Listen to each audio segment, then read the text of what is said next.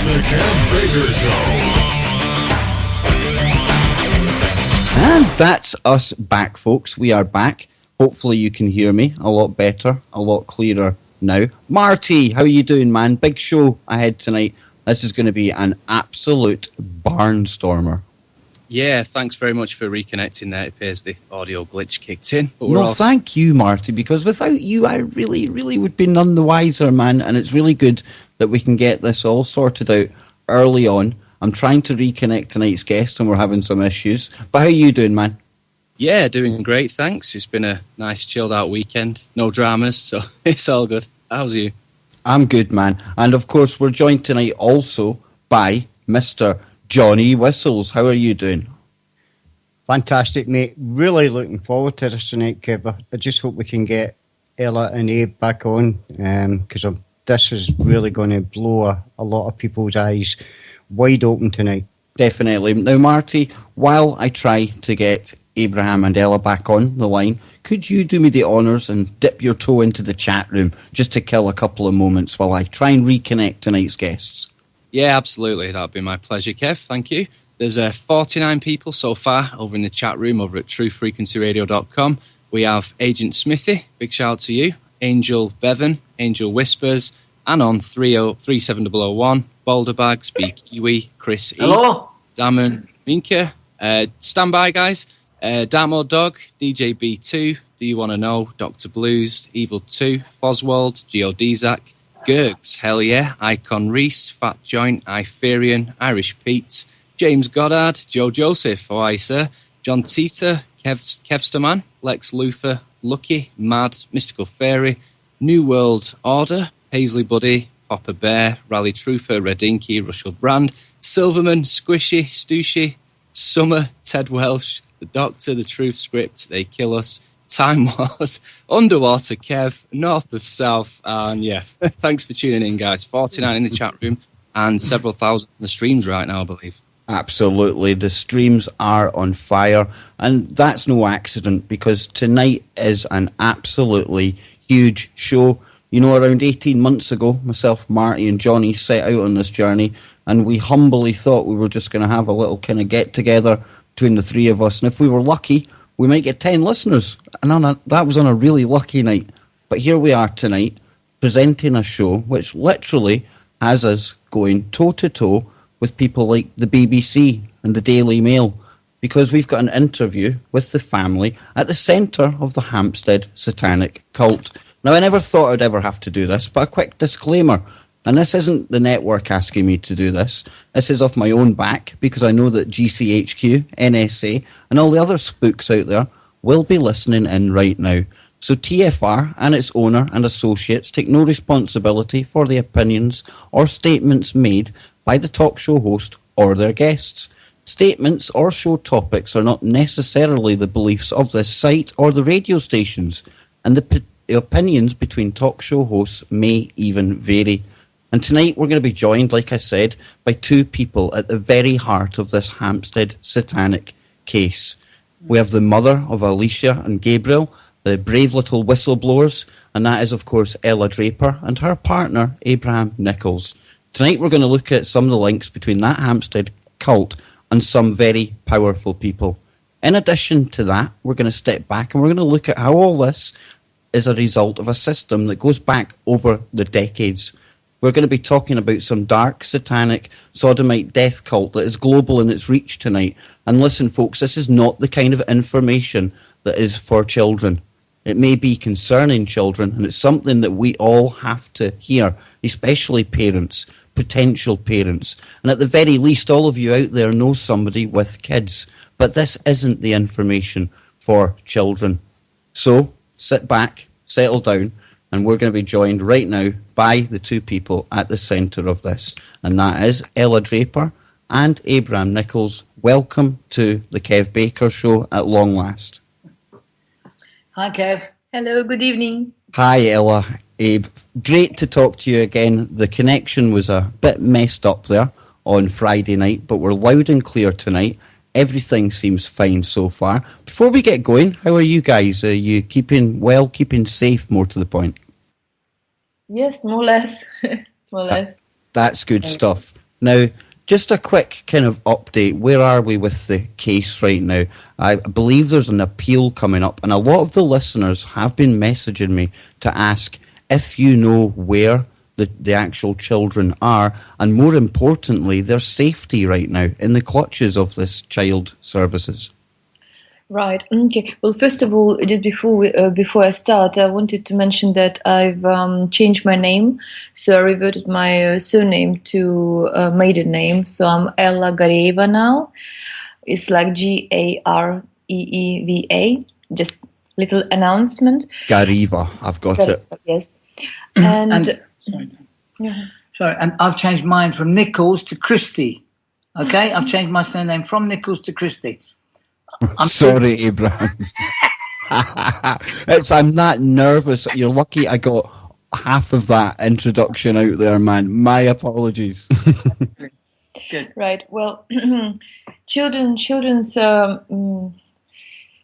location is unknown, and I have not seen them for almost over 4 months now, and local authorities are refusing to give me any information. And as we mentioned in one of the previous interviews, my parents flew to London recently, and the social services communicated with them via Russian consulate, who were made to believe that grandparents will see children almost every day. That's how they wanted to, to get them in London, to trick them into agreeing with Puffley's agreement. And when they arrived, they say, "Well, it's very stressful. It's too stressful for the children to see grandparents." Ella, I don't know if there's somebody typing there, but it's kind of coming across and knocking out what you're saying there. Right. So, did you hear me there before? Yeah, I heard a bit about how the grandparents came over and they were communicating through the Russian consulate, and they were led to believe they would get access every day. Are you there? Guys?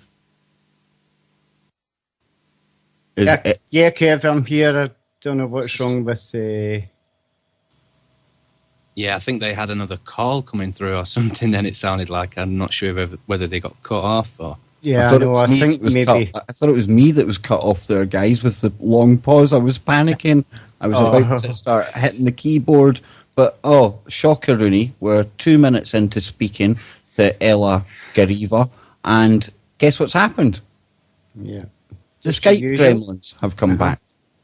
Marty, this is no coincidence, surely. Surely not, but I mean, it all seems to be working fine on our side, so I don't know if they may rejoin us or maybe reset their connection or something. Definitely. Now, one piece of information that I can cover that was covered off air, and we were going to get into tonight, and this is quite pertinent to some of the information we were presenting on Freaky Friday.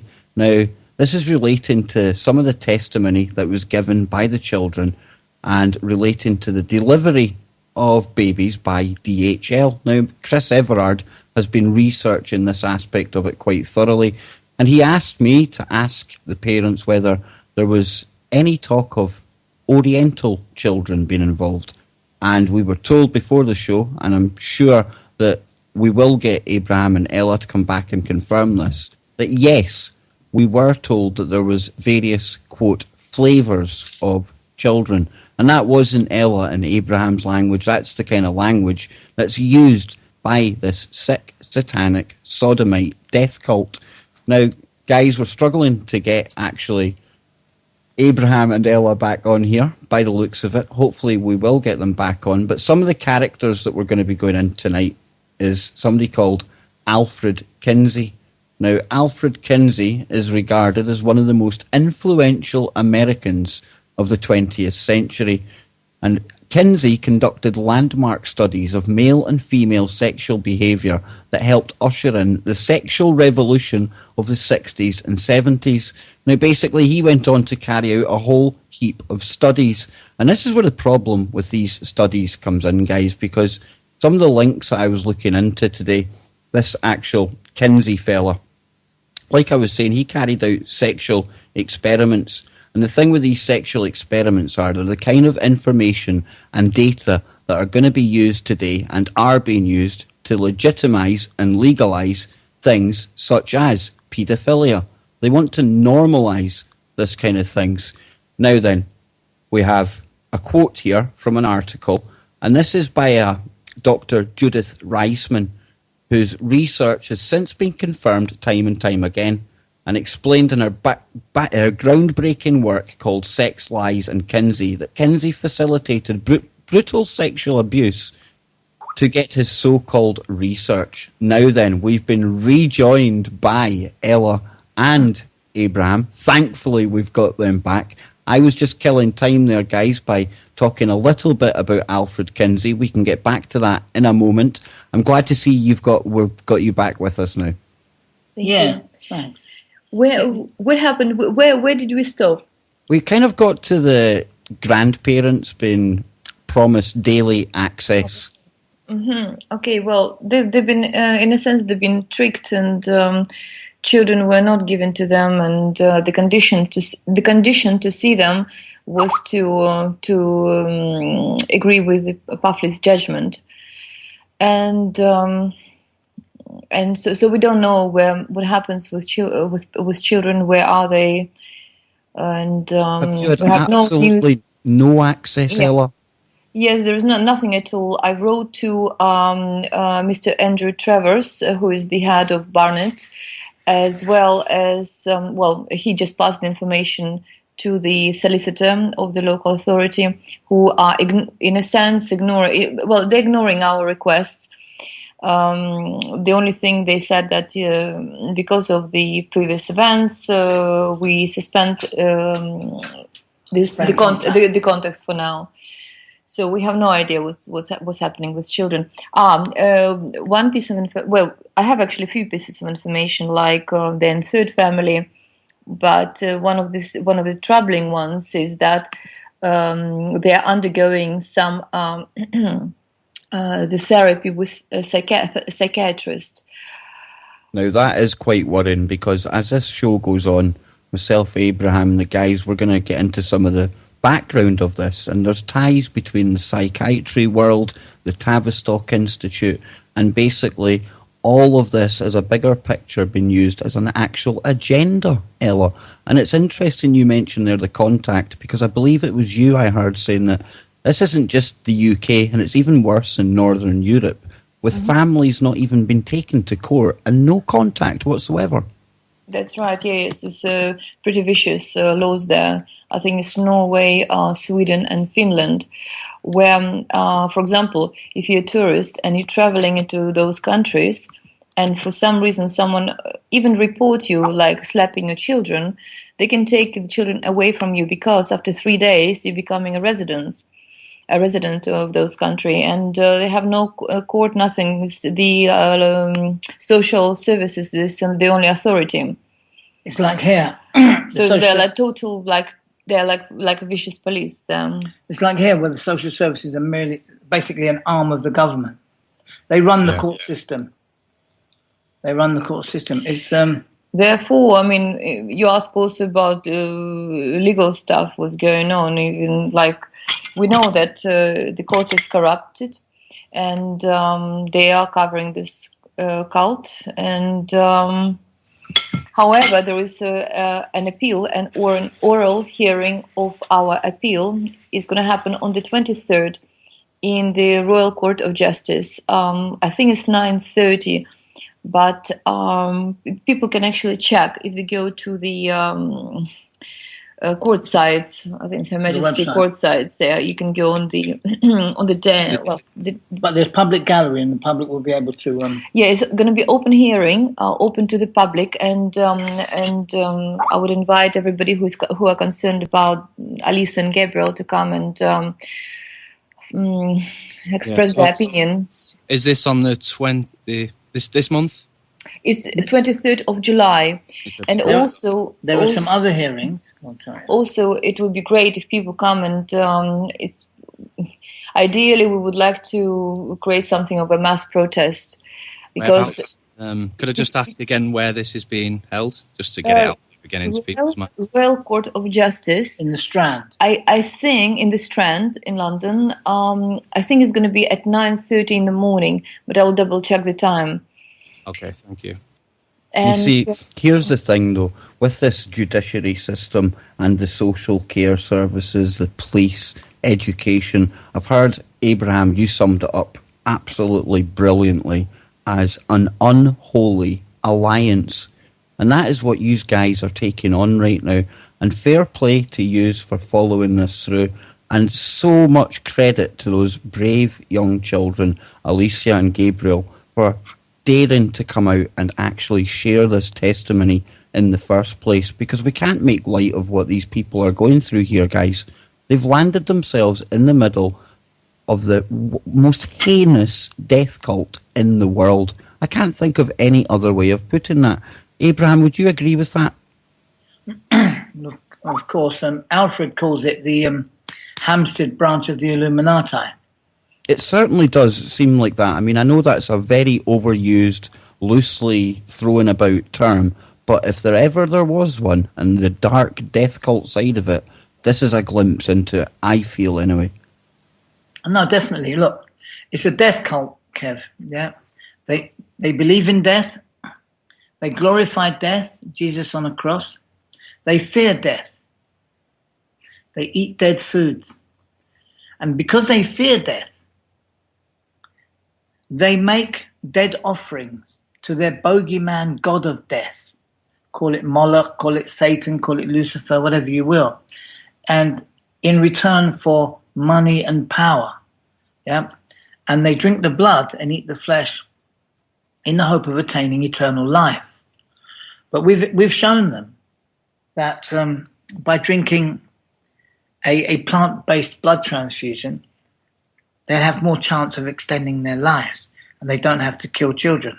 And Abraham, just at this point, this would be a good point for you to confirm something I was saying when you guys were rudely cut off air by the intelligence services. Okay, that's just me saying that, but what I was saying was, and we spoke about it off air, was the human trafficking and the testimony of Alicia and Gabriel as to the delivery of infants. Now, Christopher Everard had asked me to ask you if there was talk of Oriental children. Could you speak to that and confirm what I was telling everyone while you were away? I'm just explaining to Ella.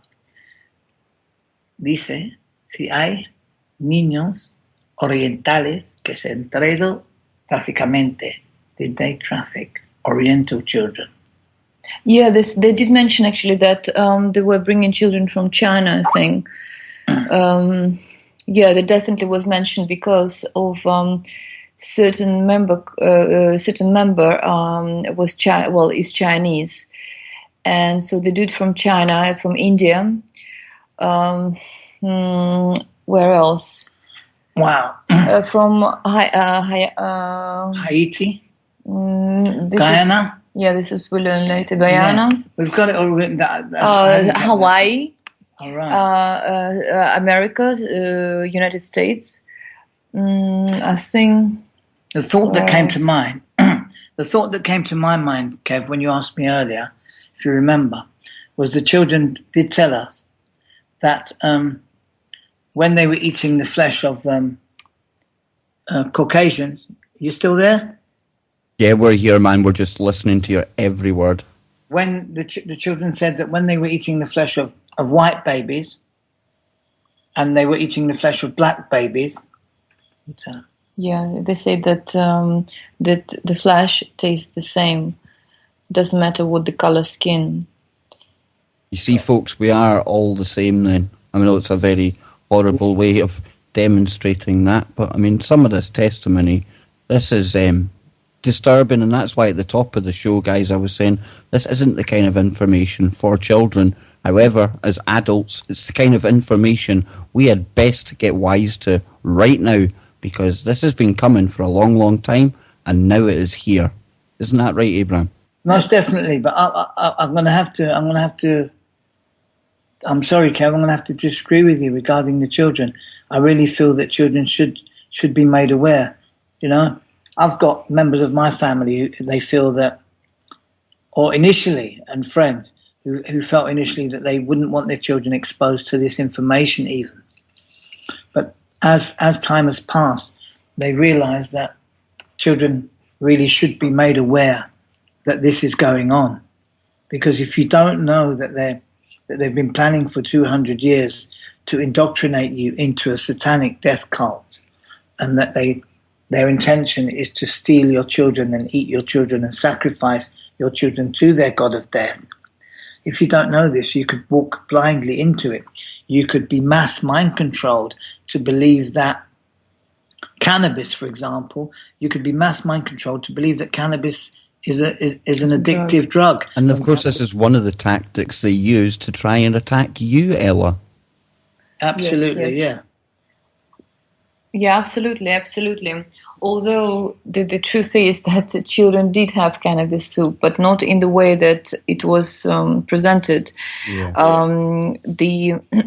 We juice fresh hemp or cannabis plant, and we consume the hemp seeds as well.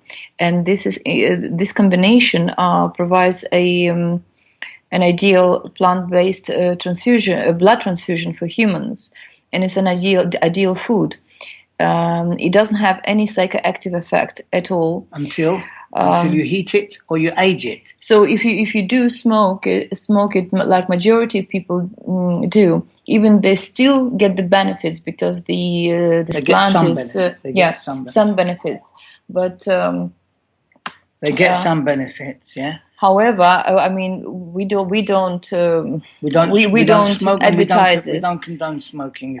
We are nutritionists, and it's our food, it's our diet, and that's how actually we were able to survive, and that's how children were able to talk. Because besides everything else, the certain ingredients in the hemp plant, in the cannabis plant, delete mind control programming and prevent from implanting. They prevent and delete. And this is the main reason why this plant was prohibited. Before 1957, there were 37. They were prescribing even cannabis for medical purposes, as I understand. You see, Kev, the leaves of the plant, the green chlorophyll, blood of plants, is identical to our red blood cells. The only difference between chlorophyll and the heme part of our blood, because our blood is named hemoglobin. Are you still with us? Yeah, I'm listening here. Yeah, I mean, this is fascinating. This is brilliant. Our blood is made of two proteins, heme proteins and globular proteins, hence the name hemoglobin. Now, chlorophyll, which is the blood of plants, the chlorophyll molecule is identical to the heme molecule. Apart from the central atom in heme is iron, and the central atom in chlorophyll is magnesium. Apart from that, the two molecules are identical. Okay, so the magnesium makes the chlorophyll green and the iron makes the blood red. Okay, that's just, to remind you. All right. Then, so that's one part of your blood. So it's simplistic to say that, just drink green juice from plants and then you'll replenish your blood. It's not that simple. And they've hidden all this kind of information from the public, and they've blurred the lines between hemp, marijuana, all kind of stuff like this. And that's how it's such an effective demonization tactic that they tried to use to rubbish the claims not only of you good people, but also Alicia and Gabriel as well. Now, we're almost up against the break already, folks. Right, let me finish here then quickly with this piece of information. Okay? Yes, please, man. You've got the heme molecule, one part of your blood, but then our blood is made of two proteins, globular proteins, and the best source of these globular proteins is the seed of the hemp plant, of the cannabis tree. Okay, so by making a juice from the leaves, the seeds, and the flowers of this plant, you get hemoglobin. You get heme proteins and globular proteins. You get hemoglobin, an ideal plant-based blood transfusion liquid. Now, we've been mass mind controlled to consider cannabis as an addictive drug. It's the ideal food for humans. And that's the kind of information that places like the Tavistock Institute have tried to occult from us for years. And they're going to be quite key and central in part 2 of this broadcast. Don't go anywhere, folks. We're going to be showing you how this has been going on for years and years and years. This is the Kev Baker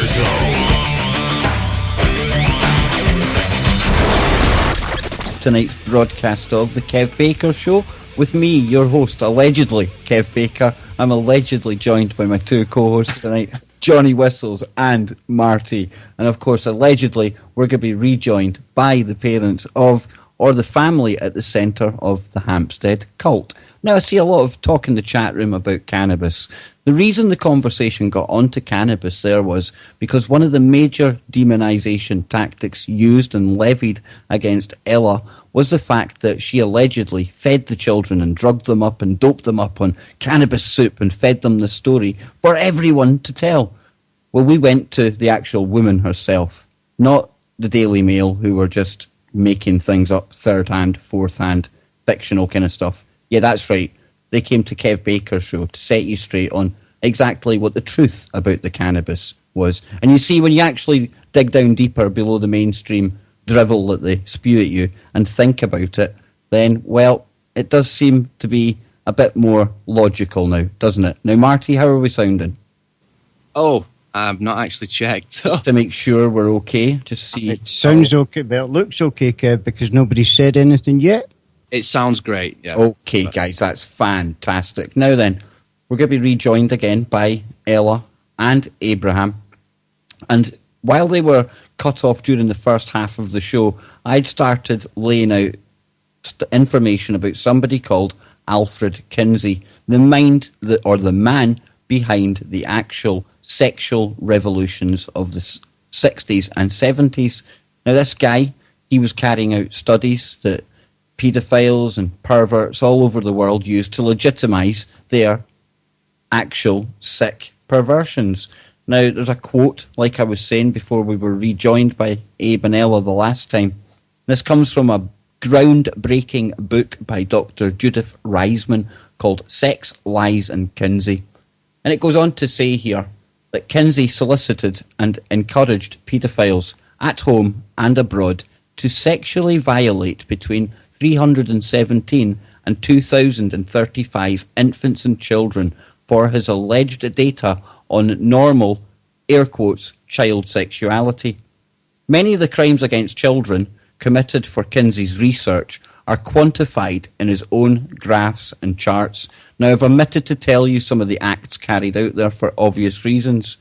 And it goes on to say here that, for example, in Table 34, on page 180 of Kinsey's Sexual Behaviour in the Human Male, claims to be a scientific record of multiple orgasms in pre-adolescent males. Well, in this case, infants as young as 5 months old were timed with a stopwatch as to see how long it took them to orgasm. With Kinsey's technically trained aides, with one 4-year-old tested 24 consecutive hours for an alleged 26 orgasms. Sex educators, paedophiles and their advocates commonly quote these child data to prove children's need for homosexual, heterosexual and bisexual satisfaction via safe sex education. These data are also regularly used to prove children are sexual from birth. Now, that is rather disturbing, but get your head around the fact that this guy is regarded as one of the most important men of a US men of the 20th century. Alfred Kinsey and his sexual revolution. Now, this all ties in to the UK as well. Now, we're trying to get Abe and Ella back on here, guys, but I'll come to you, Johnny Whistles, just now. That there, these sexual studies, as they were called, it's almost as if they're trying to make their abuse scientific, Johnny. Wouldn't you say? Yeah, Kev, I totally agree, mate. They're trying to put it into a sexual genre kind of thing as well. Do you know what I mean? And this guy, Kinsey, Kev, I mean, what I've seen him, and this is the first time I'd ever heard him. My God, this man is an absolute freak. How he can go from like watching, like studying the gall wasp for years and years, do you know what I mean? To go from that, Kev, into the sick, twisted kind of a man that he really is, and some of the things that he had children, or he had paedophiles doing, Kev, it's just shocking. It really is. It beggars belief. It really is. And I mean, it goes on to say here that some have claimed that even though Kinsey may have been disturbed and engaged in immoral behaviour, his fundamental conclusions and his data still remain accurate. This too is blatantly false because according to Dr. Reisman, 1. Kinsey forced his subjects to give the desired answer to their sex questions. 2. Secretly trashed 3/4 of their research data. That must have been the stuff that didn't fit the agenda. And 3, based on their claims about normal males on a roughly 86% abhorrent male population, including 200 sexual psychopaths, 1,400 sex offenders, and hundreds each of prisoners, male prostitutes, and promiscuous homosexuals. Moreover, so few normal women would talk to them that the Kinsey team labelled women who lived over a year with a man married and reclassified data on prostitutes and other unconventional women as, quote, Susie Homemaker. So the data itself within these actual studies that are used by these people that are trying to legitimise paedophilia is in fact itself tainted. And you know, this is the kind of material that something called the Paedophile Information Exchange would have cited and did cite to try and legitimise the push to legalise or normalise love between adults and children. And guys, look at, can you believe it? We're struggling now to get Abe and Ella back on. I really do hope we can get them back here. But Marty, some of these scientific studies I've been talking about there, man, it's shocking, doesn't even begin to cover it. Oh, disgusting and sickening. Those are the only two words I can think of, really. But Christopher Everard over on Feed Your Brain magazine, December 9th, 2012, did a great article, and it was the sex experiments of Alfred Kinsley. And he also points out that he was funded by the Rockefellers and all sorts of connections to the whole CIA mind control program. And guess what? He was a big fan of Mr. Crowley. No surprise. And you see this Mr. Crowley, this always seems to pop up. Do what thou wilt. And he used to carry out the sex magic. And this is certainly the kind of belief system and activities that the elites really do kind of participate in. Now, we're struggling to get Ella and Abraham back on. I'm going to try and connect them one more time. What we are going to do, though, is going to connect with somebody here who is frantically messaging me in the background with lots of really, really good information. And that is the one and only fellow host on the network, a researcher into this Hampstead death cult, the sordid, sodomite, bloodlust, fire-worshipping death cult, as I'm calling it. I am here, Kev. I'm just Mr. Christopher Everard. How are you doing, man? Excellent. Oh, I think he's listening to the stream with the delay there. Okay, I've stopped the stream now. Awesome. Hi, Chris. How are you doing? Hello, John. It's lovely to hear from you. Good to hear you, man. Yeah, it's a shame that we couldn't get Ella and Abe back on, Chris, but you've been dying to come in with something of your own there. Yeah, I was tipped off by one of the readers of the Enigma Channel news blog earlier this week, and they sent me a BBC news story that wasn't very detailed. It came from 2012, and it's a temple in Thailand, and there were 2,000 baby bodies found in this temple. Now, there wasn't hardly any detail in the actual BBC story, so what I did is I did a little bit more research. Obviously, when you've got 2,000 fetuses or babies being stored, that shows that there is some kind of vast industry going on in the background. And I dug a bit deeper, and I discovered that these were a collection of there was a mixture of fetuses and actual babies, and they're all going to be roasted and dried, and they're all going to be processed into talismans, which are then shipped worldwide to black magic cults. Wow! And there's a whole secret stream of Buddhism that is linked in with necromancy, which I'm uncovering, and I've just been doing it for the last 3.5 days, doing a load of research. Wow! And that's why I asked how many of those babies were Oriental.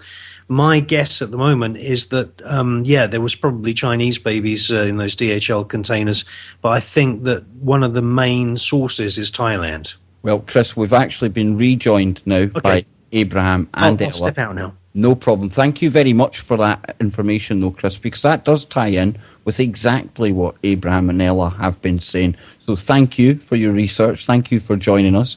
I'm sure you'll be giving us lots more information as this show goes on. Now, Abraham, Ella, thank you for rejoining us. We were going to get into how this ties into the bigger picture. And Abraham, I was laying out this character called Alfred Kinsey. Marty was pointing out his links to people like Aleister Crowley, and I was explaining how basically his perversions, he was able to carry them out under the guise of science and write books about this. And these are the kind of books and the kind of studies that are now being used to legitimise the paedophile agenda, as we're calling it. Definitely. When I think it was in 1948, he published Sexual Behaviour in the Human Male. And I think they describe it as titillating and exciting the American population. But he basically mind controlled them, to accept his findings. I mean, and what you were discussing, for example, on page 180, he has a table. He creates a table. It's like a pseudo-scientific record, and he has a table, right? Wow, here, and he describes, as you said, infants as young as 5 months were timed with a stopwatch for orgasm by Kinsey's technically trained aides, with one 4-year-old tested 24 consecutive hours for alleged 26 orgasms. All right, so sex educators, paedophiles, and their advocates commonly quote these child data to prove children's need for homosexual, heterosexual, and bisexual satisfaction via safe sex education. So they use this false data. And the thing is, Abraham, we can start tying this back in, bringing it back to the UK through somebody back in the day called Peter Wright. Now, he was involved in the actual founding of an organisation called the Paedophile Information Exchange. Now, he's a character all unto himself, because this is somebody who used his reputation and his standing to basically rape children all over the country. Wouldn't you agree? Yeah, definitely. It says that Pardon? they were not orgasms. They were actually people. It was the one convulsion from pain. Okay. Ella's describing something here about what we're discussing about. That was actually one of the Kinsey experiments. That's right, Ella. They actually, I believe he even recorded the screams of some of these people. Yeah. Right. It says something that. They say it was orgasms, but it was actually children were almost in convulsions because of the pain. And one of these kind of disciples of Kinsey, as we're going to label him, is Peter Wright. And now, can you tell us about this character, Abraham? And Ella, sorry. Yeah. Well, he was Oxford educated. He was at Oxford for a while, as was Barbara Kahan. And we feel that Barbara Kahan legitimized a lot of his so-called academic work. And her husband as well, her husband Vladimir Kahan. And Barbara Kahan herself was like viewed as a revolutionary in the kind of child services world, wasn't she? Because she believed in more kind of residential care, the setting up of that kind of system. And Marty, I see you're wanting to jump in here, man.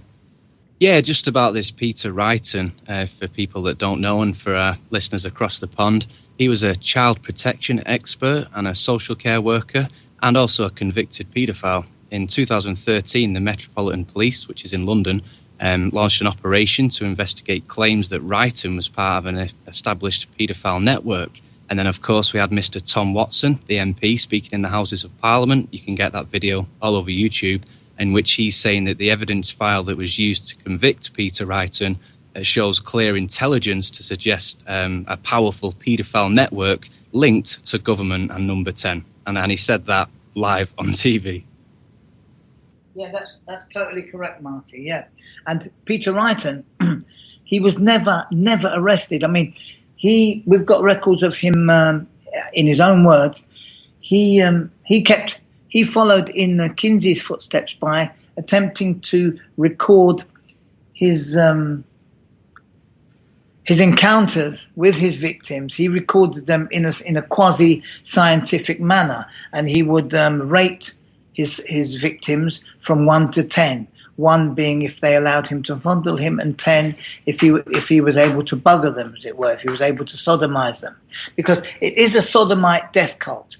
But many of these sodomites, they refrain or they abstain from the killing. Okay, but it is a sodomite death cult. They sodomize the children in order to, they say, to activate nerve endings at the base of the spine, to stimulate a form of kundalini energy, which stimulates their third eye, their pineal gland, and they get glimpses of light or flashes of light. And this is where some people say the term Illuminati came from. So they sodomize the children, and they believe that they absorb the purity and the youth of the children in this act. And this they learnt from Aleister Crowley. He's the modern sort of progenitor of this particular aspect of the cult. Yeah, and we were with Wright. I always get phased when I talk about that. Here's this character Wrighton, and then we go to somebody that you mentioned, Barbara Cahan, somebody who is really, really in the system, and she used to actually read his publications and his works, and almost she legitimized some of his ideas. But she really is quite a key character, not only in the bigger picture, Abraham, but she provides a link through shell companies right back into the Hampstead cult. Tell us all about this. Well done, Kev. You've done your research. Yeah. Do you want to talk? Oh. On you go, Ella. Whoever. We just need to hear this from you guys, because this is really key information here. Well, yes, the Galina Upson's companies, they were alternating her name, Barbara Cahan name, and Galina Upson names as a director of those shell companies. Yeah, money laundering companies. Yeah, on Finchley Road. Yeah. Which are leading also to Alex Cameron. Which have led to Alex Cameron, and then by extension to his brother with his big society fund. And of course, Alex Cameron's brother, for anyone who might not have made the connection, is of course the Prime Minister himself, David Cameron. Yeah. And his brother is Alex Cameron QC. And he represents some quite colourful characters, doesn't he, guys? Case about that he. Oh yes, he just. You know about that case? Have you mentioned? Was that the case you mentioned there? Well, I believe he actually did. He not actually represent or get 5 people? Yeah, he got them acquitted. That's correct. All this information you can find from a fellow called Gordon Bowden and his associate, a Professor George Lees. They've done all the research, and we'll give you the link. The link's been circulating in the counterculture for a little while. We'll give you the link to that, and we'll also give you the link to a young fellow called Toothless Gets Ruthless. It's a bit of a mouthful, but he's making a bit of a name for himself on YouTube with some rather astute videos. So if you go to YouTube and you look for him, but we'll give you the link to his latest videos. So there are a few people digging around and digging up this information. We can't take the credit finding all this ourselves. As I say, Gordon Bowden and Professor George Lees have done all the research into the money laundering companies. Then there were some commentators on the Hampstead research blog, which is now Research Hampstead blog. And these blogs now, Abraham, would it be fair to say that they've been infested by the COINTELPRO, the spooks, the trolls, that kind of community? Absolutely. Some people, I think it's Toothless himself. Some people are questioning whether or not, some of these blogs are what they call hangouts. Blogs that, how could I say? What do they call it? Public relations type blogs where they've released a certain amount of information to prevent others from getting access to the deeper information. Yeah, the gatekeepers, I think we like to call them. They'll lead you so far down the path with really legitimate, valid kind of data, but they won't tell you the full story. At the very end, they kind of lead you off down a rabbit hole. Well, Kev, today I watched a couple of videos about Hampstead, and there's a young guy and his wife down there, and they were questioning the people down there, and one of them actually hit the guy in the face with an umbrella, and the police had to intervene.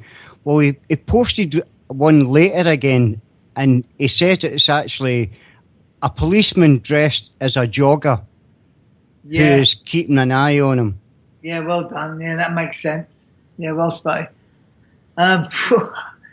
One of the companies, Ella's asked me to say that one of the companies with Baba Khan's name on is one of Ricky Damon's companies. I've forgotten which one it is. But to get back to the Hampstead issue, was that Marty? Who was talking just now? No, at all. That was Johnny. That was Johnny, yeah. Johnny was explaining about the church. Well, the problem is this, Johnny. Well, a great point with the church is this. When Nilu, this is young Nilu, I'm sure anyone who's familiar with the case will be familiar with young Nilu. When she first broached the idea of having a vigil outside the church, we thought it was a wise move to have a peaceful vigil outside the church where the children allege that babies are being sacrificed. And when we began doing a bit of research, someone shared with us that the church and the school itself, they're actually placed on top of two dissecting ley lines. Oh, that makes so much sense, because we had a researcher on the other night saying how these rapes, this sodomite cult, they like to do it on ley lines because it harvests the energy that you were talking about from the Kundalini spirit you mentioned before. It amplifies the energy. Exactly, Kev. Exactly. And so the problem for these guys is they've been exposed. But they can't stop doing the sacrifices at that site because it's an auspicious site for them to do it. So this is why at the second Sunday of these peaceful vigils, the first Sunday they sent that obvious, what's her name, agent provocateur, young Christine Sands, whatever her name is. But the following Sunday they sent her, another MI5 operative, and another policeman to redirect all of the to direct the energy towards the upcoming elections. So that's what they did. They went to close down and they started arresting, and they arrested Nilu and Christine Ann Sand. So we wondered why they had thrown so many resources at closing down that peaceful vigil.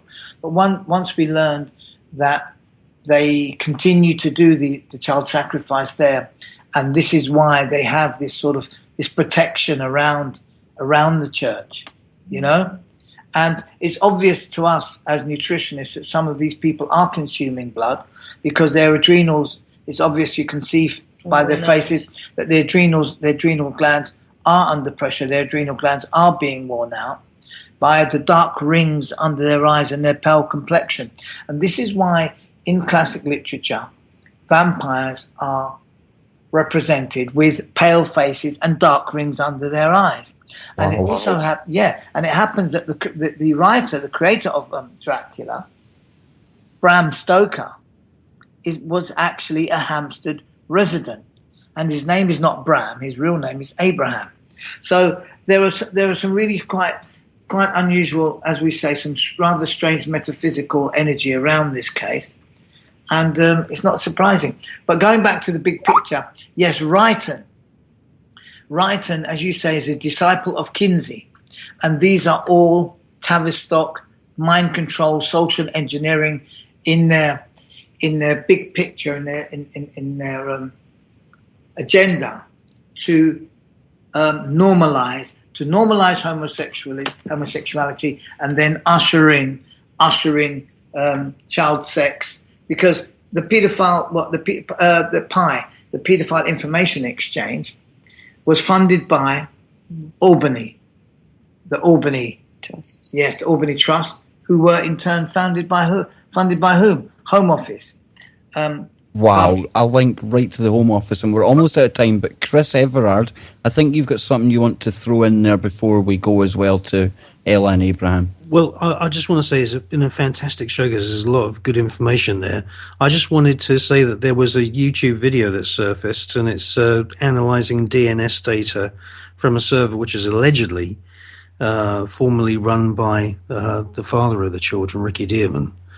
And this video does actually have predictive analysis or IP analysis that shows that it in turn links to one site called nhslabs.com, and then it links through to other sites, and they do contain pornography.